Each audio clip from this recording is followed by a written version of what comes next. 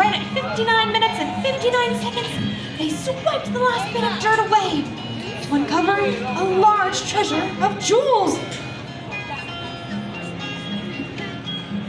And so they quickly piled all of their gold into their bag. He began marching with his knights and the animals following in tow.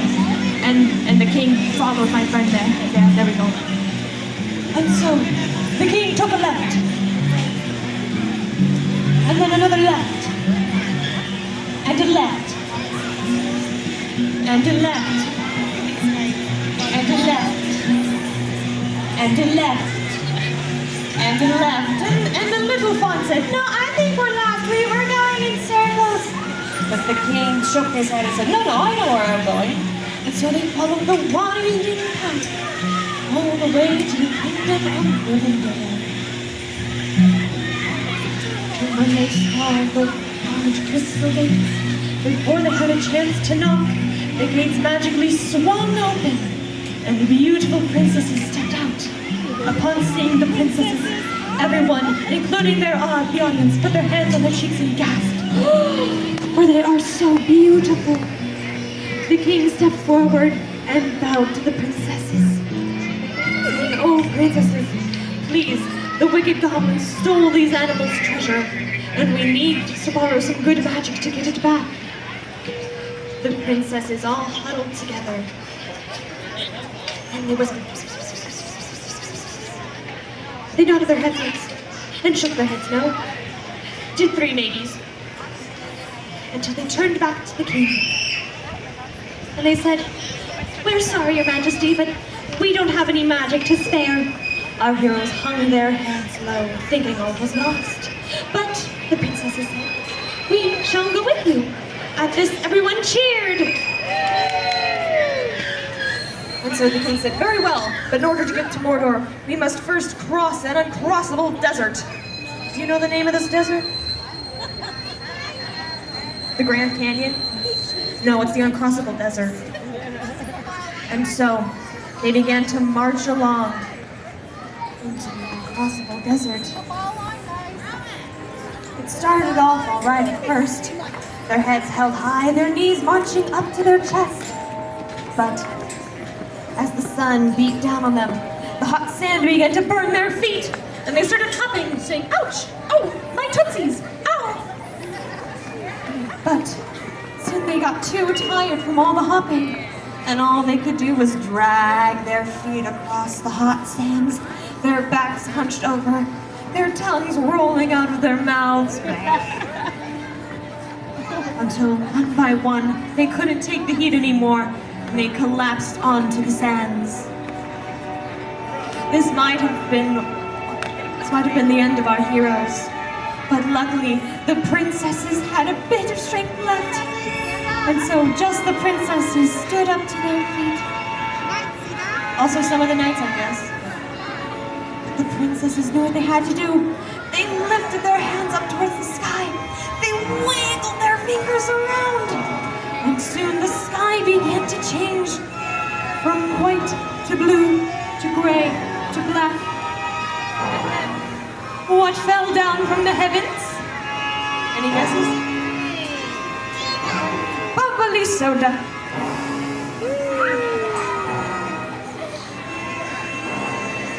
And then the bubbles blew away, but that's okay. Our heroes jumped up to their feet, newly revitalized, and they cheered. And that is when the king pointed his sword to the east, for they had made it to the gates of Mordor. But they had to wait until the stroke of midnight when the goblins would come out.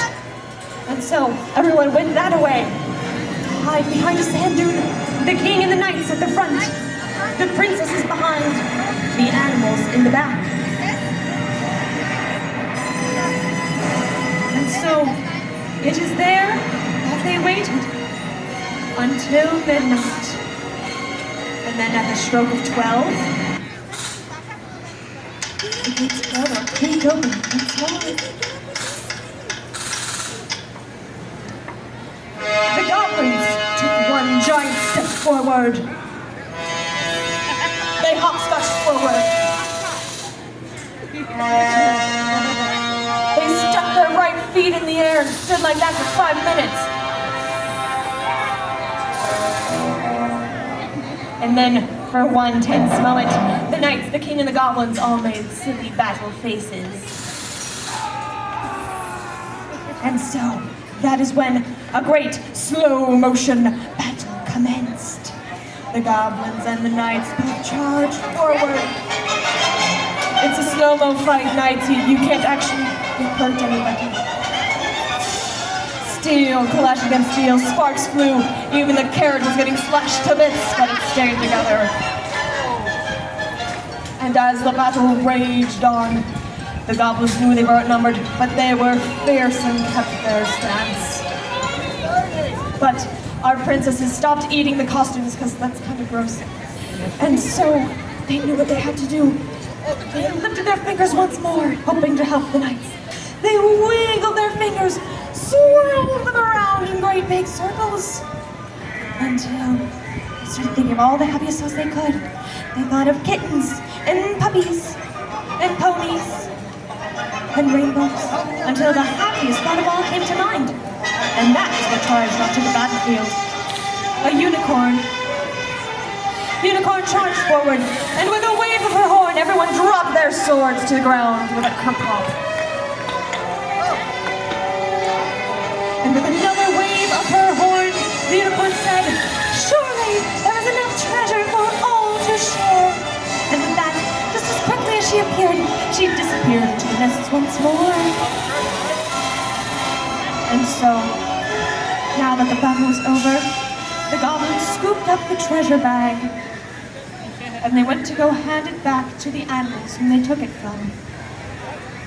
Yeah, you kind of have to walk around the whole battlefield, but they're there, yeah. There they are. And so they handed it back and said, "We're sorry, animals, the gold just smelled so good and we wanted to eat it. Can you ever forgive us?"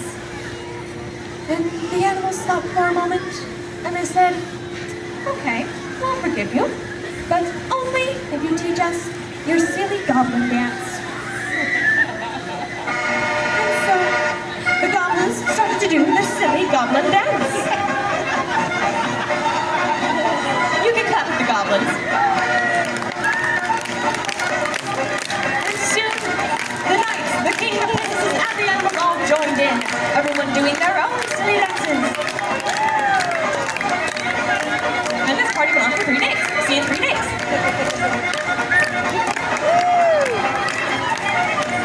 But at the end of their celebration, all of our heroes gathered towards the center of Middle-earth, lifted their hands towards the sky, and let out a great big cheer.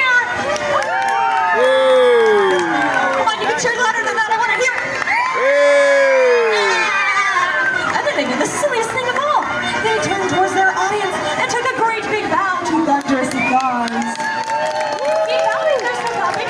Keep clapping, they're still bowing. Alright, thank you everyone for joining us today. We hope you had fun. In case you're curious how the unicorn was able to stop the battle, it's because her horn is very magic and stands for the power of truth. And if you love the work we do here at the Time Machine Theater and would like to support future performances, we have some small souvenirs for sale. We have handmade dragon patches and unicorn horns. So thank you for joining us today.